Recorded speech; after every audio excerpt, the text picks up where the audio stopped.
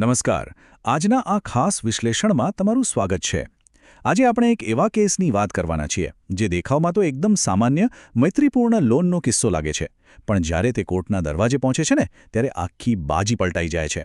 આપણે આજે એ જોઈશું કે કાયદાના નિયમો ખરેખર કેવી રીતે કામ કરે છે અને નાની લાગતી ભૂલો કોઈને કેટલી ભારે પડી શકે છે. તો ચાલો સીધા જ મુદ્દા પર આવીએ. વિચારો, માત્ર એક કાગળનો ટુકડો જેના પર 2 લાખ રૂપિયા લખ્યા છે, પણ જ્યારે બેંકમાંથી ઇનસફિશિયન્ટ ફંડ્સ એટલે કે ખાતામાં પૂરતા પૈસા ન હોવાના કારણે આ ચેક બાઉન્સ થાય છે ને, ત્યારે એક વિશાળ કાનૂની લડાઈ શરૂ થઈ જાય છે. એક સાવ સામાન્ય લાગતો વ્યવહાર અચાનક જ ગંભીર ગુનો બની જાય છે. હવે આ આખો મામલો આટલી હદે કેવી રીતે પહોંચ્યો? ચલો એની ટાઈમલાઈન સમજીએ. જશાભાઈએ જે તારીખે ચેક આપ્યો ત્યાંથી લઈને ચેક બાઉન્સ થવો, પછી પેલી ડિમાન્ડ નોટિસ મોકલવી અને કાયદા દ્વારા આપવામાં આવતો 15 દિવસનો ગ્રેસ પિરિયડ પૂરો થવો, આ બધી જ તારીખો ખરેખર આ કેસનો ખૂબ જ મજબૂત પાયો બનાવે છે. અને અહીં પેટલાદના એડિશનલ ચીફ જ્યુડિશિયલ મેજિસ્ટ્રેટની કોર્ટમાં આ કેસની સત્તાવાર શરૂઆત થાય છે. ફરિયાદી સંગીતાબેન અને આરોપી વચ્ચેની આ કાનૂની લડાઈની નોંધ અહીં લેવામાં આવી છે. તમે જોઈ શકો છો કે જ્યારે કાયદાના પૈડા ફરવાના શરૂ થાય છે ત્યારે લેખિતમાં રહેલી દરેક નાની વિગત કેટલી મહત્વની બની જાય છે.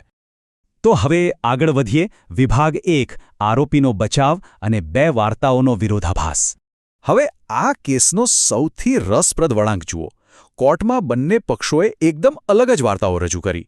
એક તરફ ફરિયાદીનો દાવો સાવ સીધો હતો કે ભાઈ મેં તો મારા પતિના મિત્રને 2 લાખની મૈત્રીપૂર્ણ લોન આપી હતી, જ્યારે બીજી તરફ આરોપી એમ કહે છે કે અરે ના, આ ચેક તો 40 વીઘા જમીનના સોદા માટે કોઈ તદ્દન અલગ જ વ્યક્તિને આપ્યો હતો અને ફરિયાદીએ એનો ખોટી રીતે ઉપયોગ કર્યો છે.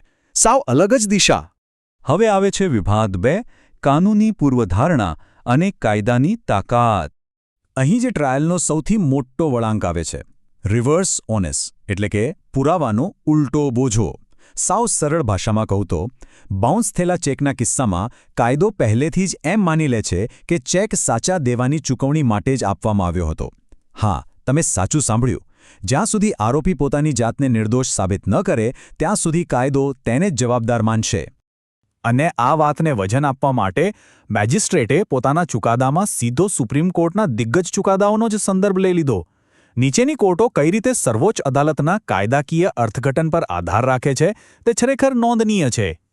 જુઓ, કલામણી ટેક્સના ચુકાદામાં બહુ સ્પષ્ટ શબ્દોમાં લખ્યું છે કે જે ક્ષણે આરોપી કોર્ટમાં સ્વીકારી લે છે કે ચેક પરની સહી એની જ છે, બસ તે જ ક્ષણે આખી રમત બદલાઈ જાય છે. હવે પોતે પૈસા પાછા આપવાના નથી એવું સાબિત કરવાની પૂરેપૂરી જવાબદારી સીધી જ આરોપીના માથે આવી પડે છે. અને બેરસિંગ કેસનો ચુકાદો તો એનાથી પણ એક ડગલું આગળ છે. બચાવ પક્ષે એવો ઇશારો કર્યો હતો કે ચેક તો કોરો આપવામાં આવ્યો હતો, પણ કાયદો શું કહે છે? કાયદો કહે છે કે જો સહી કરેલો કોરો ચેક પણ તમે સ્વેચ્છાએ આપ્યો હોય ને તો પણ માન્ય દેવા અંગેની કાનૂની પૂર્વધારણા પથ્થરની જેમ અડગ જ રહે છે. એમાંથી કોઈ છટકબારી નથી. ચાલો જોઈએ વિભાગ 3, ભૂલોની હારમાળા અને બચાવની નિષ્ફળતા.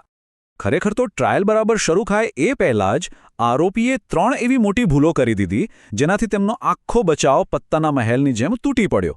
કઈ 3 ભૂલો? પહેલી, શરૂઆતમાં મોકલવામાં આવેલી રજિસ્ટર્ડ કાનૂની નોટિસને જ અવગણી નાખી. બીજી, કોર્ટમાં ખુલ્લેઆમ સ્વીકારી લીધું કે ચેક પર સહી તો મારી જ છે. અને ત્રીજી, પેલા જમીનના સોદાની જે વાર્તા બનાવી હતી એનો એક પણ લેખિત પુરાવો કોર્ટમાં રજૂ ન કરી શક્યા. આમાં પહેલી ભૂલ એટલે કે નોટિસનો જવાબ ન આપવો એ કેટલી ભારે પડી શકે તે સમજવા માટે કોર્ટે સુપ્રીમ કોર્ટનો વધુ એક ચુકાદો ટાંક્યો છે અને આ જ બાબતે કેસનું આખું પાસું પલટી નાખ્યું. સંજાબીજ તારીખ કેસનો ચુકાદો સ્પષ્ટ કહે છે કે જો આરોપી નોટિસનો કોઈ જ જવાબ ન આપે તો અજાણતાં જ તે કોર્ટને એવું માનવાનું એક મજબૂત કારણ આપી દે છે કે ફરિયાદીની વાતમાં જ સત્ય છે. સાવ સીધી વાત છે. કાયદાની નજરમાં ઘણીવાર તમારા મૌનનો અર્થ તમારી સંમતિ તરીકે જ કાઢવામાં આવે છે. અને છેલ્લે વિભાગ 4, કોર્ટનો અંતિમ ચુકાદો એટલે કે ન્યાયનો નિર્ણય. આખરે કોઈપણ આધાર વગરના બચાવની સામે દસ્તાવેજો અને નોટિસોની મજબૂત કડીઓનું વજન કર્યા પછી એડિશનલ ચીફ જ્યુડિશિયલ મેજિસ્ટ્રેટે નાણાકીય વ્યવસ્થા પર લોકોનો વિશ્વાસ જળવાઈ રહે તે માટે પોતાનો અંતિમ અને કડક આદેશ આપ્યો. ચુકાદો શું આવ્યો?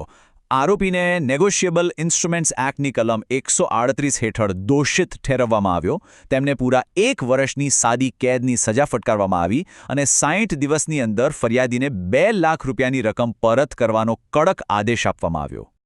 તો આ આખી કોર્ટરૂમ પ્રક્રિયા આપણને એક બહુ મોટો પ્રશ્ન વિચારતા કરી મૂકે છે.